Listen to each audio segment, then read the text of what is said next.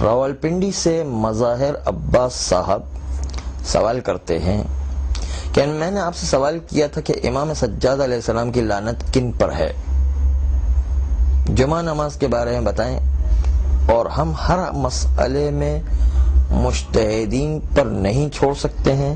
اللہ نے ہمیں برین دیا ہے، ایک چیز امام نے کہی ہے تو علماء کون ہوتے ہیں حکم دینے والے؟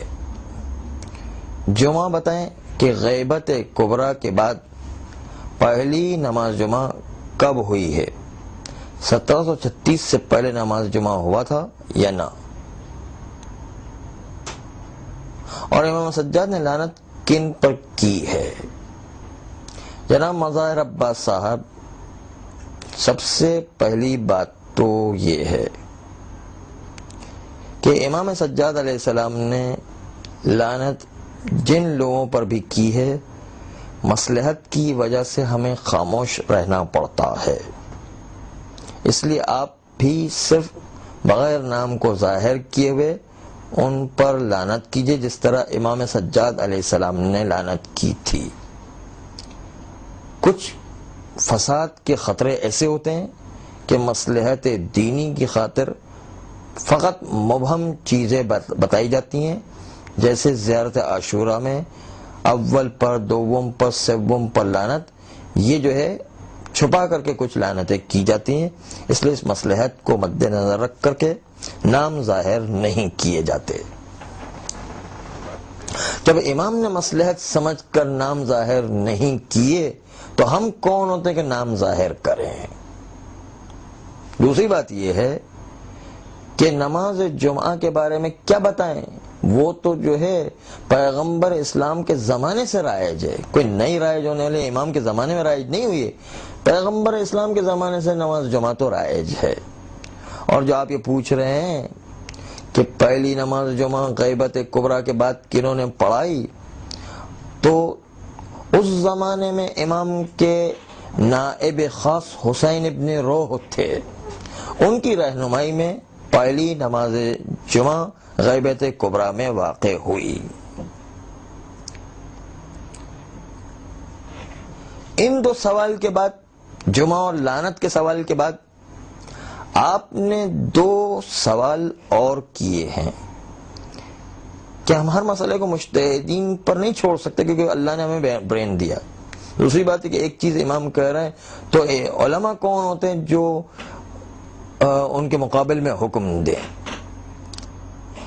عزیز محترم، آپ ذرا سوچ سمجھ کر بولیے کہ آپ کیا کہہ رہے ہیں، خود آپ بھی سمجھ رہے ہیں اس مطلب کو۔ جب جو ہے مجتہدین یا مراجع کرام کوئی بات کہتے ہیں تو کوئی اپنی جیب سے تھوڑی کہہ رہے ہوتے ہیں، وہ ہمیشہ قرآن اور معصومین کے فرامین کی روشنی میں کوئی فتویٰ بیان کیا کرتے ہیں۔ اور ہمیشہ یہ یاد رکھیے گا کہ دلیل عقلی و نقلی دونوں اس بات پر دلالت کرتی ہے کہ ہمیں مجتہدین کرام کی بات ماننا ضروری ہے۔ عقلی دلیل یہ ہے کہ ہمیشہ ہر فیلڈ اور ہر شعبے کے ماہرین کی طرف انسان کو رجوع کرنا چاہیے۔ اگر ہم بیمار ہوتے ہیں تو ڈاکٹر کی طرف رجوع کرتے ہیں، نہ اپنے برین کو استعمال کرتے ہیں۔ برین اس وقت آپ کا کہاں چلا گیا تھا کہ ڈاکٹر کی بات مانتے ہیں۔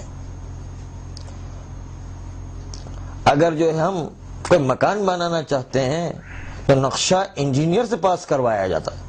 آپ کا برین کیا ہوا کہ آپ اپنے برین سے نقشہ نہیں بنا رہے ہیں؟ آپ کا برین جو ہے اس وقت کیوں کام نہیں کر رہا ہے؟ کیوں ماہر کی طرف جا رہے ہیں؟ اگر کوئی کیس لڑنا ہے تو آپ وکیل کے پاس جاتے ہیں، خود اپنے برین سے کیوں کیس نہیں لڑ رہے ہیں؟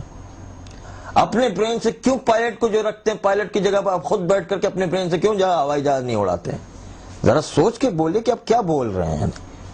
ہر چیز میں، ہر شعبے میں اس کے ماہر کی طرف رجوع کیا جاتا ہے۔ ہر چیز میں اپنا برین نہیں استعمال کیا جاتا ہے، اس کے ماہر کو چھوڑ کر استعمال کیا، ایک دن میں تباہ ہو جائیں گے، دنیا بھی ختم ہو جائے گی، آخرت بھی ختم، دونوں تباہ ہو جائے گی۔ یہ تو ایک عقلی دلیل ہے۔ دوسرے اس کے علاوہ خود جو ہے 11ویں امام کی مضبوط ترین حدیث ہے، اما من کان من الفقهاء الصائنا لنفسه حافظا لدینه مخالفا لهواه مطیعا لامر مولا فللعوام ان یقلدوه. اما وہ مجتہدین جو اپنے نفس کی حفاظت کیا کرتے ہیں، اپنے مولا کی اطاعت کیا کرتے ہیں، اپنے دین کی حفاظت کیا کرتے ہیں، اپنی خواہشات نفسانی کو دباتے ہیں، ایسے مجتہدین کی تقلید کیا کرو. خود تقلید کا لفظ امام کے جملے میں آیا ہے.